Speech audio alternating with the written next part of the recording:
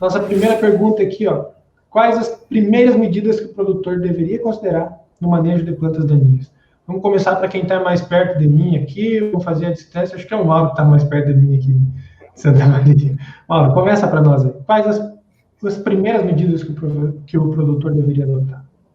Bom, na minha opinião, eu acho que o primeiro aspecto que deveria ser considerado é o produtor conhecer a sua lavoura, conhecer a infestação que ele tem na área, conhecer e ter o histórico das plantas daninhas e do histórico de controle dessas plantas daninhas.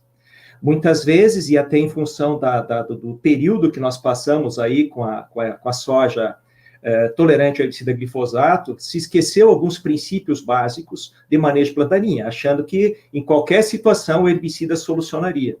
E isso se perdeu muito o hábito de olhar a lavoura, de olhar a infestação, de pegar o histórico dessa infestação, de identificar a planta daninha, a espécie daninha e principalmente o estágio de aplicação. Eu acho que muitos dos problemas que nós temos hoje de infestação, nem vou entrar ainda na questão de resistência ou de tolerância em si, mas muitos problemas que nós temos de falta de falhas no controle são por falhas operacionais nossas.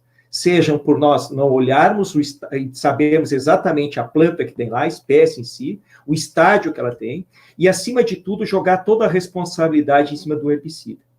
Então, se nós não retomarmos aqueles conceitos básicos de manejo de plantas daninhas, integrando práticas, nós vamos ter uma dificuldade muito grande de enfrentar esta avalanche aí de novas espécies ou de novos problemas que estão aparecendo, mais numa região e menos em outra.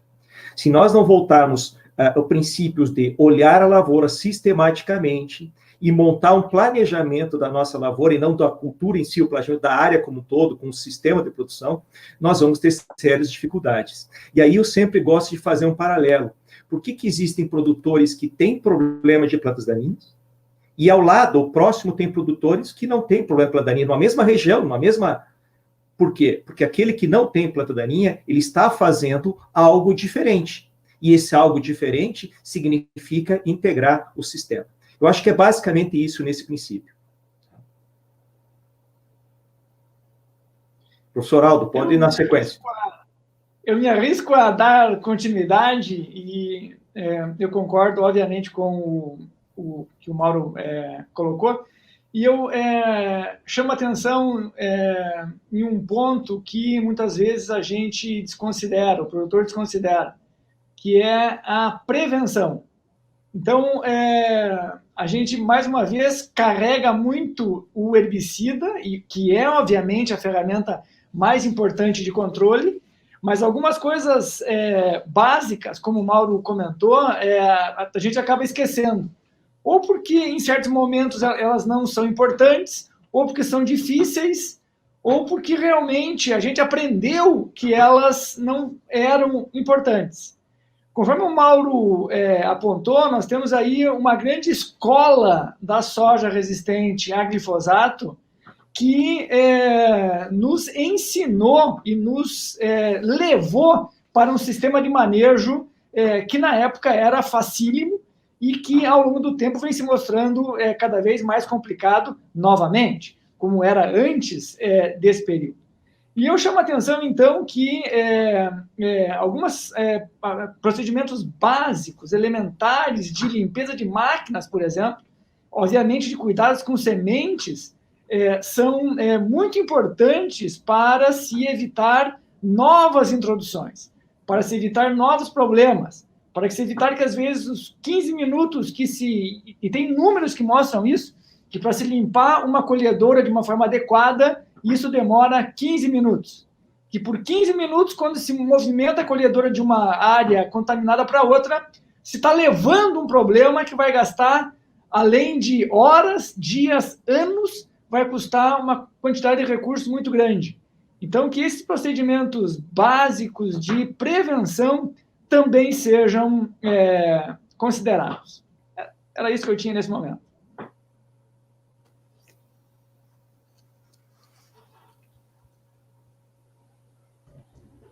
Doutor Ardegas, pode dar a sua contribuição aí para a gente. Sabe uma coisa que é interessante, Stefanello? Se for pegar o Mauro, o Aldo e a minha pessoa, nós provavelmente, né, meus amigos, nós somos mais ou menos da mesma geração, né? Não vamos falar a idade aqui, porque é meio complicado, mas nós passamos por essa história meio juntos, então a visão provavelmente é muito parecida que o Mauro tem e que o Aldo tem. E nessa nossa caminhada, Stefanello e os colegas que estão assistindo, houve uma grande mudança na questão da agricultura brasileira, de uma maneira geral, né? Se a gente pegar dos últimos 15, 20 anos, né? Até um pouco antes da soja RR. Teve intensificação, né, da agricultura, né? Hoje o Rio Grande deve estar plantando próximo de 7 milhões, né, Mauro? Eu vi você citar numa... Soja 5 milhões e 700. 5 milhões e 700. Então, o Paraná aumentou muito, o Brasil Central. Além dessa intensificação, nós estamos tendo segunda safra na sequência de soja, sistemas intensificados com algodão no cerrado, enfim. Então, a agricultura, da maneira geral, mudou. E também, como o Aldo falou, né, nós também tivemos agora a globalização da agricultura, né? A gente globaliza a colheita do Rio Grande do Sul lá para o Mato Piba, e aí você tem trânsito de máquina, você globaliza problemas. Enfim, o que é interessante é que, como o Mauro colocou e o Aldo complementou, é que todas essas mudanças, geral, ocorrem normalmente, mas os conceitos básicos continuam sendo os mesmos. E o que a gente tem dificuldade muitas vezes de fazer é continuar adaptando ou colocando os conceitos para essa mudança de agricultura que a gente teve. Eu acho que isso faltou na questão de plantas daninhas, né? Como os dois colegas falaram, a gente tentou simplificar muitos sistemas, e qualquer sistema biológico, quando a gente simplifica, dá errado, né? A diversificação é base para isso. Na questão do manejo foi exatamente isso, o Mauro citou muito bem, a gente deixou tudo na mão do manejo químico, né? Que é extremamente importante, mas não é só isso. Enfim, então eu acho que teve, Stefanello, foi muito essa modernização, intensificação e mudança, sem a gente tentar adequadamente colocar os conceitos como o professor Mauro e o professor Aldo falou. E seja desde tudo, né, igual o Aldo falou, seja desde a prevenção, até a gente tentar conviver com determinadas plantas e infestações que a gente conhece, conhecer a propriedade, como o Mauro falou, de monitoramento, tentar fazer um manejo integrado, enfim. Então é isso. Na verdade, é trazer os conceitos, né? Se a minha dica fosse, bom trazer os conceitos que já estão arraigados, são esses mesmos, para adaptar para essa nova situação de agricultura que nós estamos vivendo. Basicamente seria isso. Só para complementar um pouco a discussão, o Adegas colocou um ponto extremamente importante, né? A modernização e a mudança do sistema produtivo. E o que eu percebo que ao longo desses... faz 30 anos que eu dou aula na universidade, e nesses 30 anos a gente trabalha com plantas daninhas. Então, eu não falei a idade, mas estou quase me entregando já. O que a gente percebe? A evolução do sistema. E o que, por outro lado, a área de plantas daninhas está fazendo? Ou ela está se ajustando ao sistema. E no ajustar o sistema, a gente acaba, muitas vezes, deixando de lado princípios importantíssimos para controle. Eu tenho dúvidas, e eu acho que nós estamos muito próximos de que o sistema vai ter que começar a repensar o sistema para se ajustar nas estratégias de controle que nós temos. Porque eu imagino um cenário de evolução nos casos de resistência ou de plantas de difícil controle que a gente está observando no centro, no Brasil Central, na região centro-oeste, sudeste do Paraná mesmo, aonde até o Paraná é possível fazer essas culturas de inverno, mas pegar nas regiões do centro-oeste, onde não é possível fazer as culturas de inverno, nós temos uma intensificação do sistema e uma dificuldade muito grande de controle. Eu diria assim, no Rio Grande do Sul, nós estamos numa maravilha, porque nós podemos, trabalhando bem o inverno, nós podemos solucionar boa parte dos nossos problemas, ou deixar mais fácil deles serem trabalhados no verão. Agora, em determinadas regiões do Brasil, nós não temos esse artifício. Então, se nós não trabalharmos muito bem ajuste do sistema, por exemplo, hoje a gente quer colocar soja, colher soja e plantar milho. Eu não tenho uma janela entre a colheita da soja e o plantio do milho. Né? Mas vai chegar um momento que, talvez por um amargoso, talvez para outras situações de plantania, nós vamos ter que abrir essa janela. E não hoje tentando buscar alternativas ou ferramentas para tentar solucionar o problema dentro de um sistema onde o agricultor muitas vezes pensa no operacional. O que ele não está errado, mas nós vamos chegar ao momento que nós vamos ter uma dificuldade muito grande de equacionar tudo isso. Né? É o que eu penso em relação a um futuro próximo aí. Só nessa linha me ocorre uma questão que é Obviamente, a necessidade de se integrar sistemas é uma realidade. Isso é chave do sucesso e isso é plenamente necessário, né? A integração de culturas em rotação ou em sucessão, a integração com pastagens, a integração com florestas até, no caso, né? Mas quando eu vejo o desenho de sistemas, né?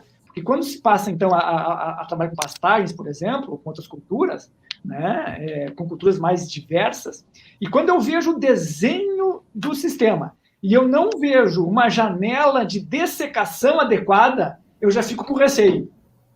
Ou seja, porque você já está espremendo alguma coisa, que vai naquilo que o Mauro falou. Você otimiza, maximiza, faz 2 culturas, ou faz 3, ou faz... espreme melhor, é mais gado, é mais carne, é mais isso. Tá, mas eu quero saber, em uma janela de 2, 3 anos, 2 anos, 1 ano, aonde que você vai fazer uma dessecação adequada com 2 aplicações? E a gente sabe que, em grande parte das situações, a não existência dessa janela adequada, ela é bastante complicada. Nós temos que lembrar que a dessecação está fazendo o papel do arado em muitas situações, de eliminar, de limpar a área. À medida que tu vai emendando uma cultura na outra, sem esse momento apropriado de zerar o mato em algum momento, as situações ficam complicadas. Viu, Aldo? Se você pegar isso que vocês falaram, né? Só 2 aspectos que, olha a mudança drástica que teve.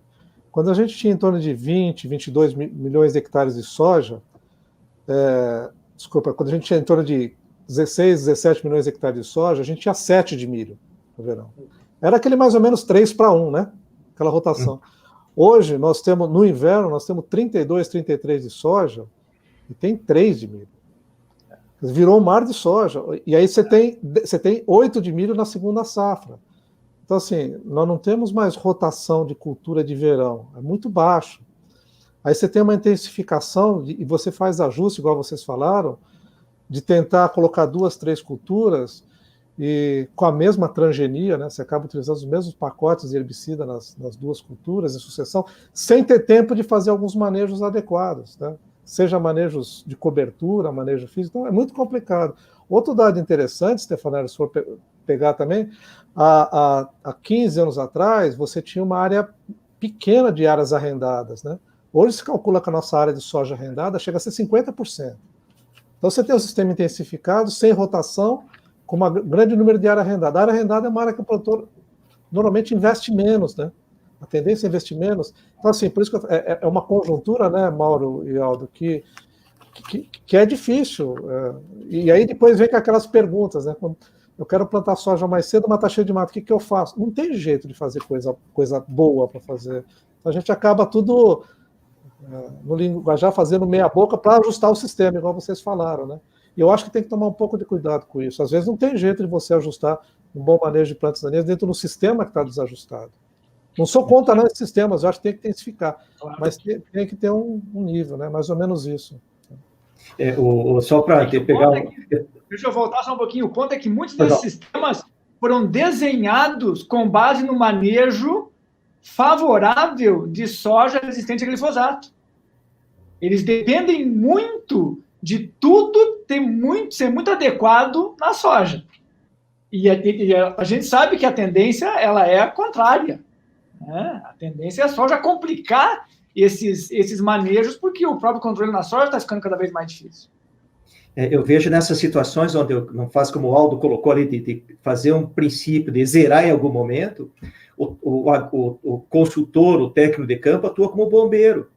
Ele vai lá tentar solucionar problemas que escaparam do controle, árvores e não plantas em estágios iniciais de controle, né? E jogando toda a responsabilidade em cima do produto. E aí, quando eu vejo novas tecnologias chegando e produtos chegando, e eu vejo mesmo, hoje a gente participou de algumas apresentações, que o Adegas acompanhou, onde se mostram plantas com 20, 30 centímetros querendo controlar com herbicida. E não vai controlar, com certeza. Não sei se faz sequencial, algumas combinações, aí é um custo alto e não tem tempo para isso. Então, se nós não voltarmos àqueles princípios de mesmo um sistema que eu acho que também tem que ser repensado, mas trabalhar com momentos adequados de controle da planta daninha e não deixar escapar desses controles, essas plantas fora de estágio, essas condições adversas. E aí eu concordo com o Aldo, quando nós tínhamos o glifosato que controlava as espécies que existiam naquelas situações e até mais desenvolvidas do que plantas um pouco maiores, ok, mas hoje não temos mais essa condição, então temos que achar outras ferramentas para enfrentar o problema.